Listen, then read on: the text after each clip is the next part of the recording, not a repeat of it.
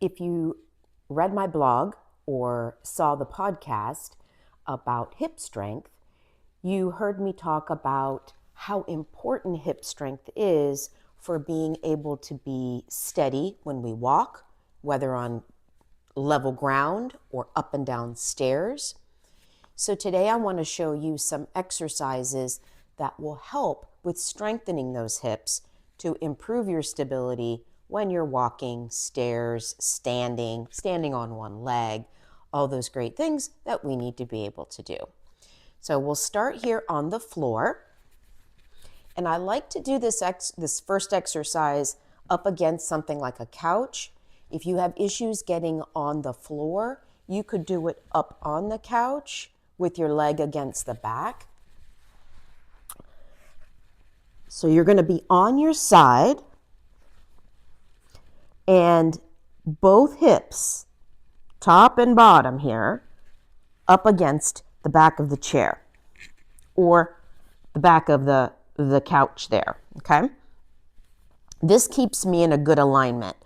If you're not against something, more than likely you're going to roll this top hip backward and do more of this kind of lift, and then you're not getting the muscles that we are trying to target right now, which is the gluteus medius, the side muscle of your hip.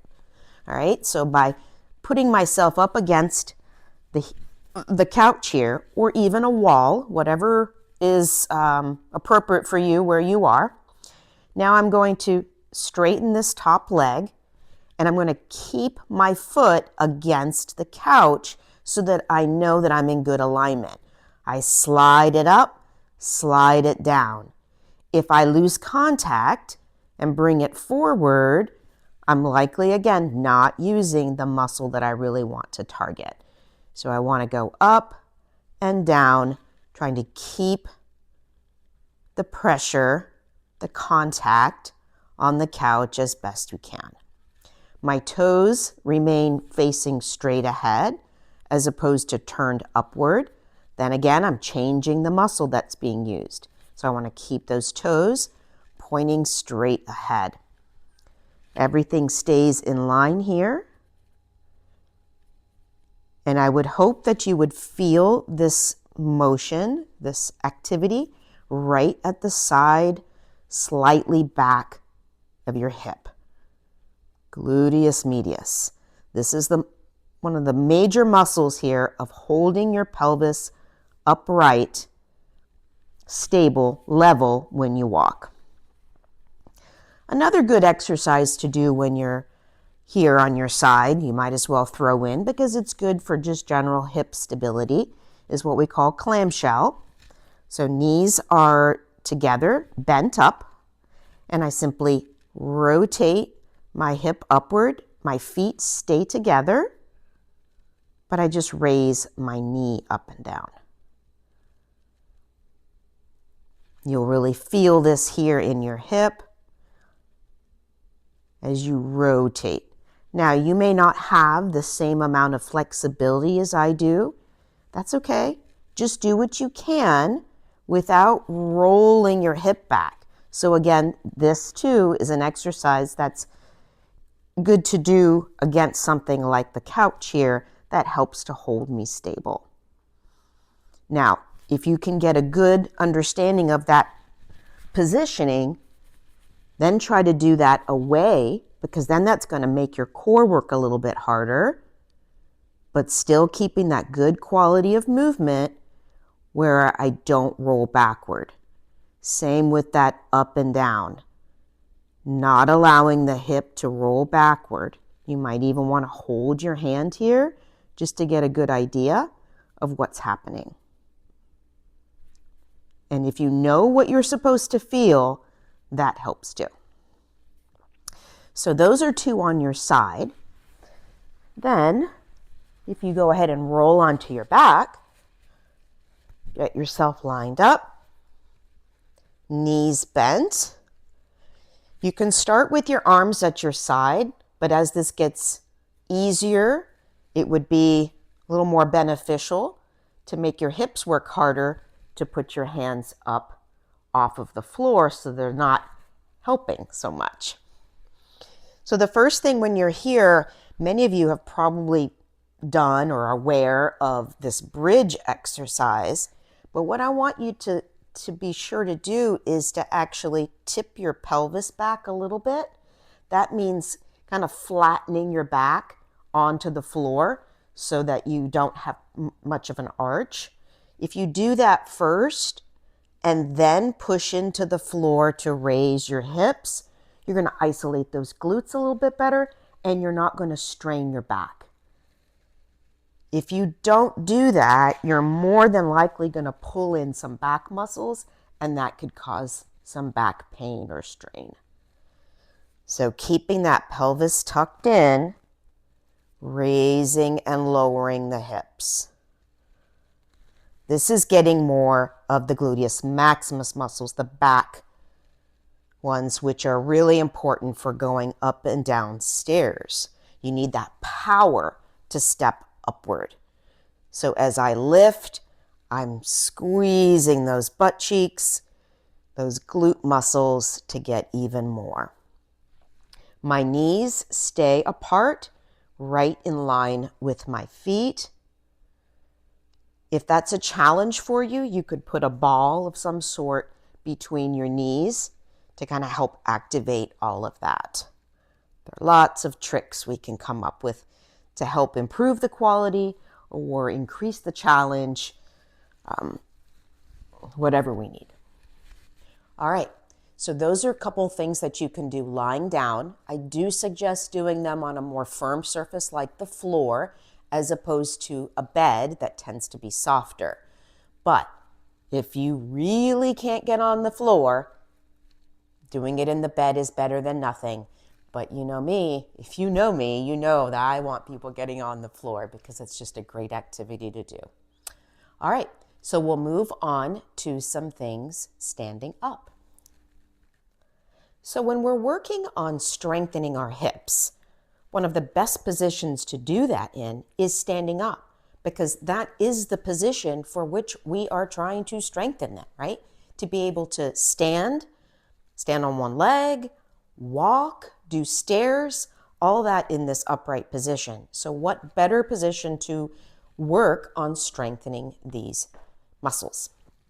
So let's start with really simple, not necessarily easy for everyone, but simple, is to simply stand on one leg, right? So this is the position in which you're really going to be able to tell, is there a problem in your hip strength? If you find that you cannot hold your hip up, that it drops down, and you can tell that by when you put your foot down, is your knee bent and you have to straighten back up again? That's telling you that your hip has dropped when you pick up your leg. So standing on one leg, working on keeping that pelvis level. And you might need to do this in front of a mirror to be able to see. Some people actually don't feel that drop happening. So use a mirror as much as you need to. You might want to practice just doing this little hip sachet thing, up and down. Now, if this is too challenging for you, go back to the ones lying down or consider doing some of the other ones I'm about to show you. I want you to be able to succeed. And if you feel like you just can't make this happen, do one of the others. There are plenty of other exercises you can do. So again, just standing on one leg, and that's working on balance and strength. So let's move on to doing a split squat. Everyone's probably familiar with a regular squat, and that does strengthen your glutes quite well. But by doing a split squat, we can really isolate one leg a little bit better. So I'm going to take this nice long stride, preferably as long as this distance between your knee and your foot. That's going to allow my leg to go down without putting too much strain on my front knee. So my back heel is up, and I'm simply going to try to lower myself down and back up without leaning forward or backward. I'm just lowering that back knee down and up. And it's not necessarily about how far down you go. You could just go a few inches and back up. And depending on where you're putting the emphasis of the movement, where you're putting your weight, you're going to focus on different muscles. If I lean forward more and press through this front leg, then I'm focusing more on this thigh, my quads here of the front leg. If I focus more on pushing through the back leg, then I'm getting more of this back hip and thigh as well. So as I push through that back leg to come up. And just like we did with the bridge, if you can keep that pelvis, your hips tucked in just a little bit, that will help protect your back so that you're not actually straining in the back and making the back muscles do the work. Hold on as much as you need to. This is, again, not a balance exercise, though it can be. You can do it without hands, but if you're focusing on just strengthening these glute muscles, feel free to hold on so that you can really focus in on what you're trying to work on. All right, now there's nothing more functional than getting up on a step. Right? It gets you ready for going up and down stairs. How functional is that? So there are different levels of this activity as well. You'll notice that I have a little riser under my step. I've got this to about the height of a standard stair step, but you could start with something lower if this is too challenging for you. Do what you can do. Another thing you can control is the intensity of your raise. You could just work on bringing one leg up, setting it down, taking it back down. You could not set the foot down, working this leg just a little bit more, not giving it that break with the other foot, having to control the pelvis this whole time, and of course, working some balance as well. You could take it to the next level, pulling that knee upward as you come up. More importantly, it's how you make that movement.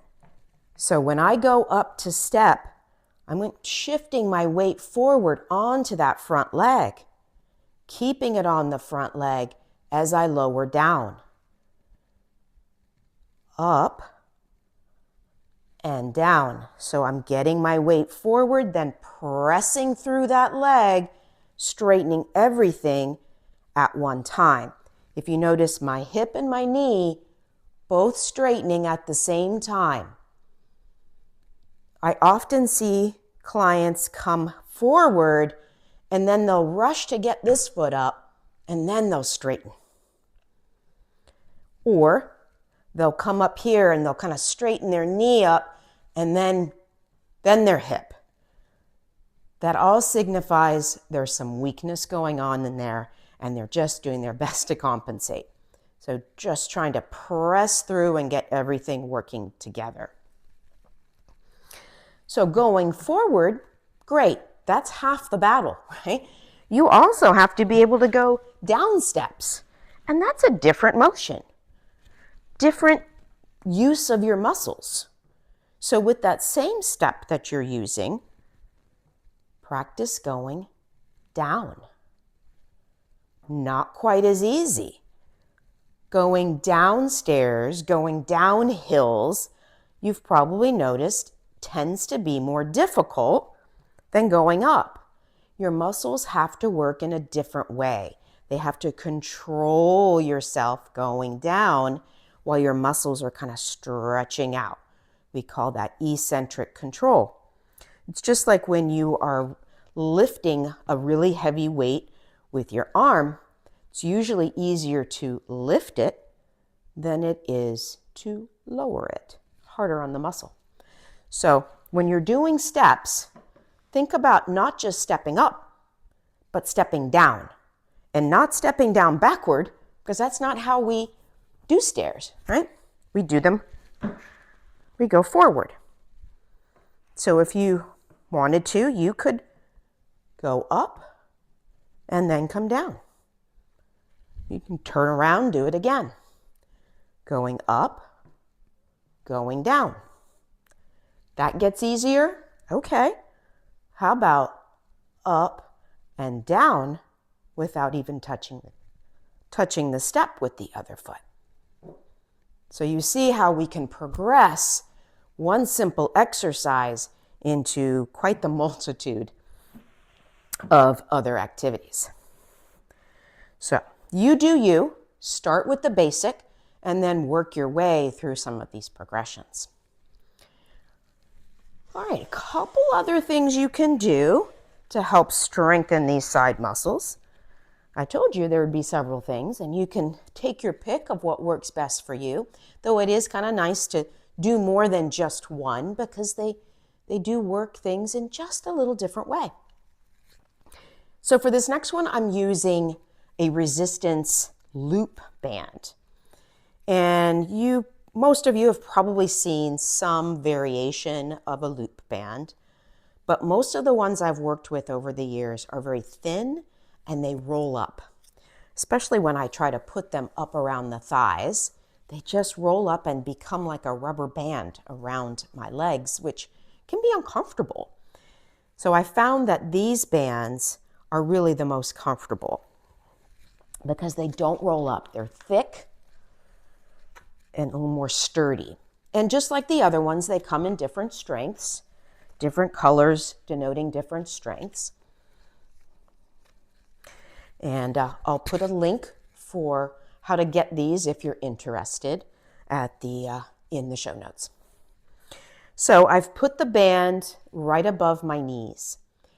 Sometimes I'll have people put them around their ankles or their feet and do some of the things you're about to do, but it depends on what my intention is. Right now, I want to really put the focus right here on my hips. So that means I want to get this band past these other joints. I don't want to put the strain through my knees or my ankles. I restrict the intensity really to my hips. So it depends on what your objective is. So with that band around the end of my thighs here, I'm going to take a step to the side and together. So if I were standing at a counter, I could go down the length of the counter one way and then the other way. Keeping my pelvis in good control, I take as big a step as I can without, being crazy, distorting my posture. If you don't have much room, or it's maybe a crowded area, you could just do out and back in. Some people will go ahead and do a side kick, but I would suggest that you make sure you really have good form before you do that technique, because a lot of times people cheat. We do this whole body movement, we kind of rotate the leg, and then you're going to lose the good intention. So I find that people cheat less if they simply do a side step, and that's such a functional movement. And then the last thing we can work on is getting up and sitting down. Now I'm going to keep the band around my thighs to do this. That does give me just a little bit of resistance for this movement, but it's absolutely not required. You can easily do this next one without the band around your legs. But it's simply coming up and sitting down. But just as I was saying with the other exercises, we're going to put that focus on your glutes. So I'm going to really lean into my feet, press through, squeezing those butt cheeks to emphasize the gluteal muscles. So I'm pushing through, coming up, back, down. Having this band gives me just that little bit of input that I'm pressing out against them a little bit, so I get even more activation of the side glute muscles, whereas pushing up to stand is more of the maximus, the back glute muscles. And just as we can progress the step and many other exercises This exercise can also be progressed. I could put one leg forward, keep this other one back here, press into this back leg, press up, back down. So this front leg, it's helping with balance, but I'm not really using it to raise me up. Pressing through back leg, putting that extra oomph, pressing my hips forward when I come up, then back down. Press through that back leg.